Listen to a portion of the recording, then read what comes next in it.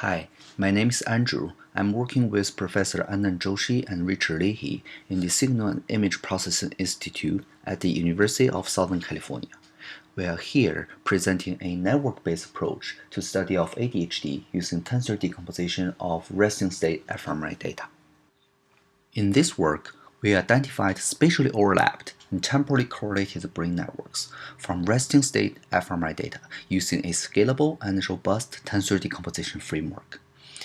The activity levels of these identified brain networks allow us to study ADHD subjects in several aspects. We are able to predict ADHD index with statistical significance. We can also classify ADHD subjects with state-of-the-art accuracy. And more importantly, the identified brain networks are interpretable in the sense that it allows us to explore the network differences between ADHD and typically developed children, and the findings are all consistent with the literature. The traditional way of exploring brain networks or studying functional connectivity from fMRI data is to use seeded correlation, where a spatial connectivity map is generated by computing the correlation between a selected seed point and all other regions of the brain. Equivalently, on data represented by a spatial temporal matrix, you are looking at the relationship between the rows. Recently, people realized that functional connectivity is a property that should vary dynamically over time. Therefore, instead of using the entire time courses, people start using the sliding window approach, and the resulting windowed correlation matrices are clustered into different groups representing different brain states. Although spatial overlapping can occur across brain states, temporal overlapping is not allowed here, as each correlation matrix belongs to and only belongs to a certain brain state. On the other hand, ISA-based methods have also been used to study functional connectivity. They find spatially independent but temporally overlapped networks. However, we know that real brain networks can overlap and be correlated in both space and time. We need to solve the question of when and where at the same time, when a particular network is active and which areas of the brain are involved. We solved this problem using a tensor decomposition method. One of the most commonly used tensor model is called canonical polyadic form, or CP model. Analogous to the singular value decomposition in the matrix case, CP model finds low-rank representations of a higher dimensional tensor, where a tensor X can be approximated by a sum of rank 1 components. When applying CP model to fMRI data, the question of interest to us is to find out the common brain networks across population.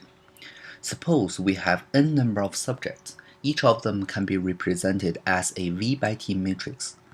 Traditionally, the fMRI data will be concatenated temporally, forming a big matrix. Then, some 2D methods such as group ICA can be applied. In contrast here, we arrange the data along the third dimension, forming a 3D tensor cube. Then apply a CP decomposition to obtain multiple rank 1 components. Each component here represents a brain network where there are 3 modes A, B, and C. A represents spatial distribution, i.e., which areas of the brain are involved in this network. B represents the temporal dynamics, when this network is activated, and C represents the subject mode, reflecting the relative strength of the network activity across all subjects in the population. There are 2 challenges here when applying the CP model to fMRI data. First, fMRI data, especially resting state fMRI data, are not directly comparable across subjects.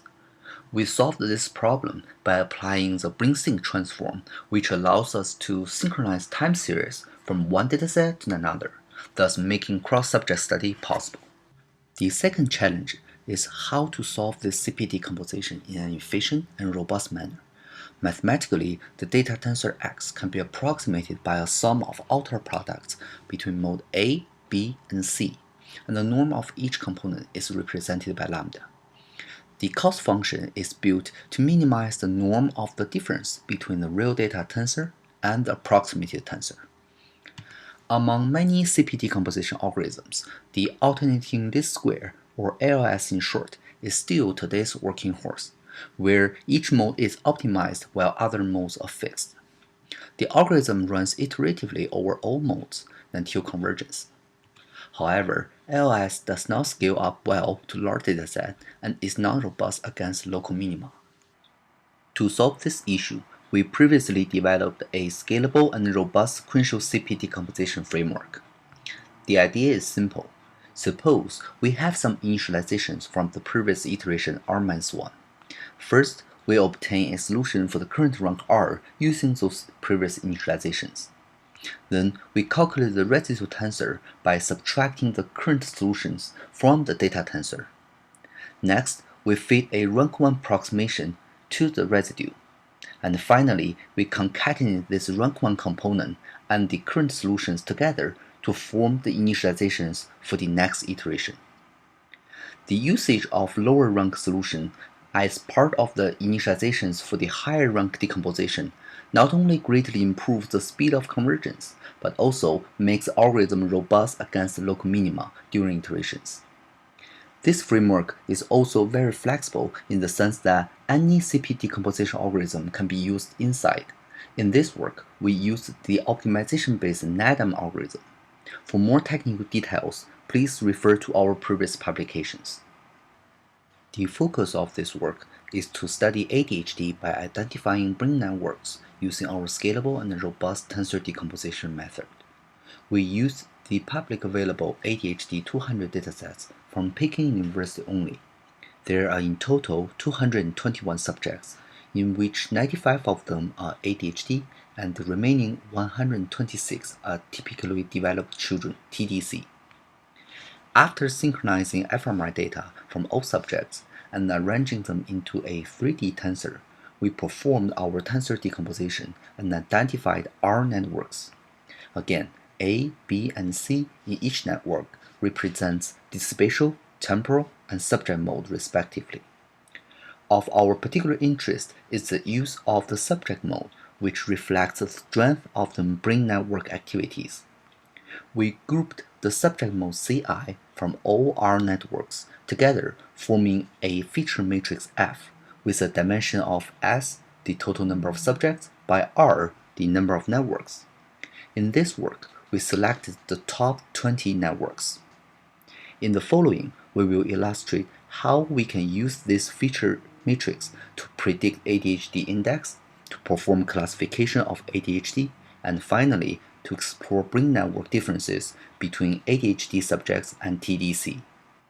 In the first experiment, we treat each column of this feature matrix as a basis and then performed a linear regression against the ADHD index. The ADHD index was measured using ADHD rating scale 4 and released along with the ADHD 200 datasets. This figure shows the scatter plot between the predicted ADHD scores and the clinically measured ADHD scores.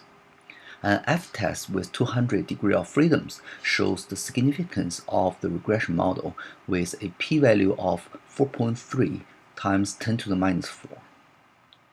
Due to the inherent low signal-to-noise ratio of fMRI data, as well as the variance in the ADHD score measure, we further identified 34 potential outliers based on the Cook's distance measures. We then refitted the linear regression model using an outlier removed dataset, and the result shows a substantial improvement with a p-value of 3.17 times 10 to the minus 7 from an F-test with 166 degrees of freedom. In the second experiment, we treat the rows of this matrix F as a feature vector with a length of R for each subject. Together with the binary ground truth label indicating either a subject is ADHD or TDC given by the ADHD 200 dataset, we trained an RBF kernel support vector machine to classify the two groups. A standard tenfold cross-validation was employed to avoid overfitting. This table shows the resulting confusion matrix with associated precision, recall, and accuracy. We were able to achieve 65.6% cross-validated prediction accuracy, which is substantially higher than that reported in the literature using a dataset with a comparable size to ours. For example, in the ADHD 200 competition, the prediction accuracy for Peking University dataset was about 51%. Recently, studies have shown that resting state fMRI data and non-imaging data might provide complementary information regarding brain activity in ADHD subjects and yielded higher classification accuracy than those using fMRI data only. To explore this question, we appended 5 additional personal characteristic attributes: gender, age, verbal IQ, performance IQ, and food scale IQ to our feature matrix F, then repeated the previous classification procedure. We were able to achieve 79.6% prediction accuracy, which outperforms all other classification methods we are aware of. In ADHD studies, methods designed for studying brain networks such as seeded correlation, ICA, graph theory, in general, do not directly provide useful features for accurate classification of ADHD. On the other hand, methods designed for classification, for example, handcrafted feature extraction with traditional machine learning or deep learning, lack interpretability of extracted features due to the high dimensionality of the feature space and black box operations. In this work, our tensor-based feature extraction strategy bridged these two issues. The subject mode not only provided a set of informative bases for the prediction of ADHD scores, as well as a discriminative feature matrix for the superior performance of ADHD's classification as shown in the previous slides, but also allows us to investigate differences in brain activity between ADHD subjects and TDC in a variety of brain networks concurrently, hence potentially facilitating the exploration of neurological differences associated with ADHD. In the last experiment, we examined the common resting state brain networks identified by the tensor decomposition and exploratively interpret how those networks in ADHD subjects differ from those in TDC. Of the 20 extracted networks, we identified and recognized the 6 networks which explain the most variance in the data. They are deformal network, ventral attention network, executive control network, frontal parietal network, visual network, and sensory motor networks respectively. For each of the 6 networks, we took the subject mode and separated them into 2 sets, one for ADHD and the other for TDC, based on the ground truth labels. We then computed the median statistic of that subject mode for each group separately, resulting in 6 median values for the ADHD group and 6 median values for the TDC group. This radar plot shows these 12 median values after they were normalized jointly for easy visualization and comparison. Results consistent with literature illustrate that ADHD subjects present a decreased activity level compared to TDC in deformal network, as well as networks related to executive functions, such as frontal parietal network, executive control network, and ventral attention network. On the other hand, sensory motor network and visual network show an increased level of activity in ADHD subjects relative to TDC.